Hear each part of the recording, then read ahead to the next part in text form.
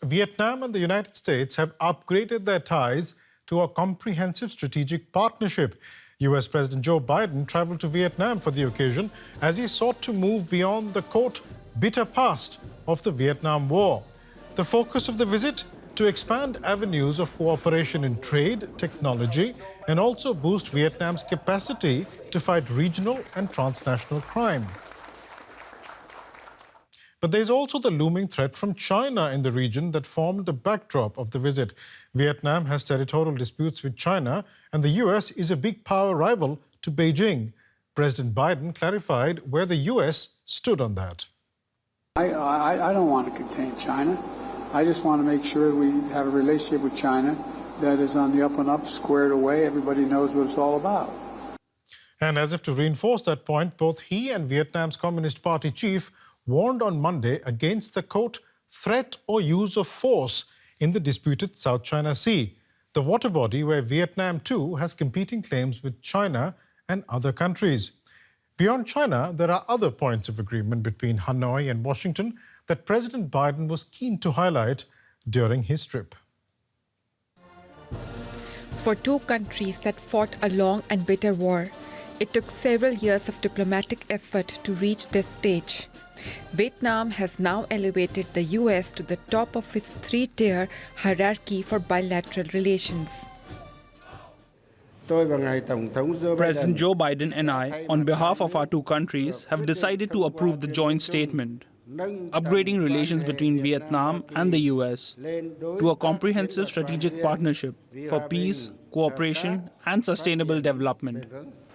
Forging new business ties is on the agenda for both nations. The US sees Vietnam as a manufacturing powerhouse and inked multi-billion-dollar airline and semiconductor deals. The results that many Vietnamese wanted from Biden's visit. I hope that this visit will create opportunities for more Vietnamese goods to be exported to the US. China's ambitions in the region are also pushing the US and Vietnam together. In recent months, Vietnam has protested against China's assertiveness in the South China Sea. As Biden pledged a new era of collaboration with Hanoi, he insisted that it's not a ploy to contain China. We're not looking to decouple from China. What I'm not going to do is I'm not going to sell China material that would enhance their capacity to make more nuclear weapons, to engage in defense activities that are contrary to what is viewed as most people think was a positive development in the region. But we're not trying to hurt China. Before Biden left, he visited a Vietnam War memorial, a reminder of past conflict. But nearly 50 years later, the US and Vietnam have turned a corner, focusing on a future of cooperation. And earlier I spoke to Vietnam Affairs Specialist Nguyen Khat Giang from the ISEAS Yusof Ishak Institute in Singapore and began by asking him what exactly a comprehensive strategic partnership is. So it means like comprehensive, which means everything, and strategic, which means that they are reliable to each other and they build, strategic trust to build a lasting relationship. So which means that comprehensive strategic partnership is the highest level of diplomatic recognition that Vietnam gives to its partners. So what is the driving force behind this new comprehensive strategic partnership between Vietnam and the United States? I think it is a very remarkable move because Vietnam is well known for its very cautious approach in foreign policy, and it normally does, step by step. But with the recent upgrade, it's a double upgrade, which means that the U.S. jumped from a comprehensive partnership to the comprehensive strategic partnership, which makes it the top of Vietnam's diplomatic priorities, similar to it has with China and Russia. And I think there are a few reasons for such an upgrade and for such a remarkable breakthrough in the bilateral relation between the two former enemies. So the first is, of course, is geopolitical consideration. Vietnam is seen as one of the most vocal claimant states in the South China Sea, with, I would say, capable forces to counter China's ambition on the Indo-Pacific region. So if the US wants to build kind of like an alliance or a circle to contain China's increasing influence in the region, there is no way for the US to do so without the participation of Vietnam. And secondly, it is important to note that Vietnam's economy has grown really fast for the past few decades.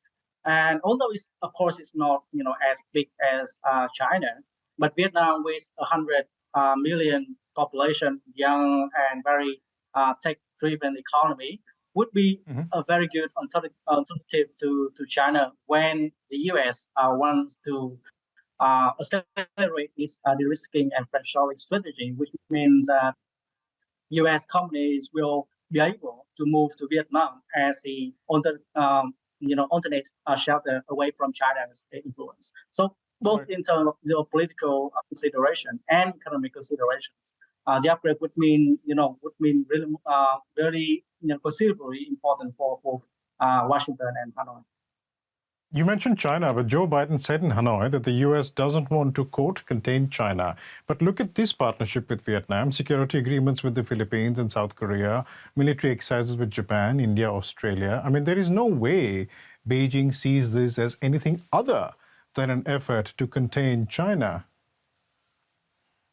Yeah, absolutely. If you look at the way that the U.S. foreign policy has been carrying out in the region for the past few months, all efforts have been, implicitly focused on China, whether with the bilateral upgrade with Vietnam, or with the Philippines, or with the G20 in India, with the new alternative, Belt Road initiative.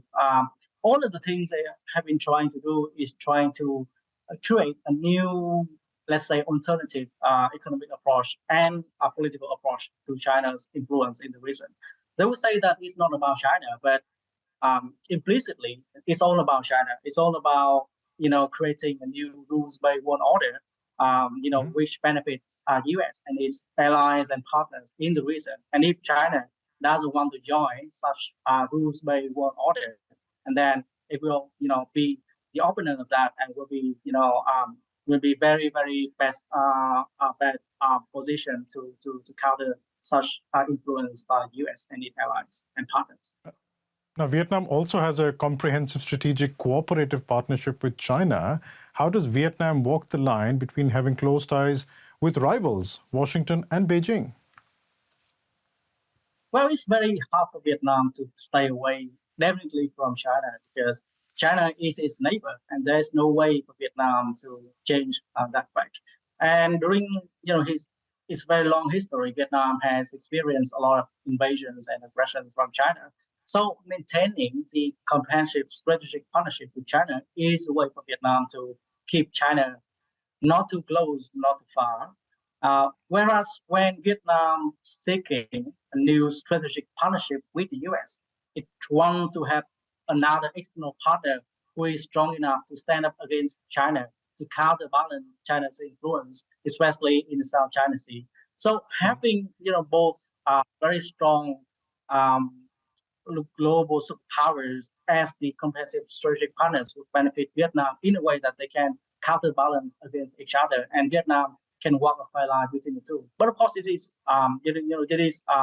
theoretically speaking, and whether Vietnam can actually do that would be very big problem for Hanoi, because as soon as when Biden and Vietnamese Communist Party General Secretary Hu Chok announced the upgrade, in the northern border of Vietnam, China stops importing Vietnamese fruit as kind of like an implicit signal to the upgrade. So we still have to wait and see how it goes in few months and years ahead, I think.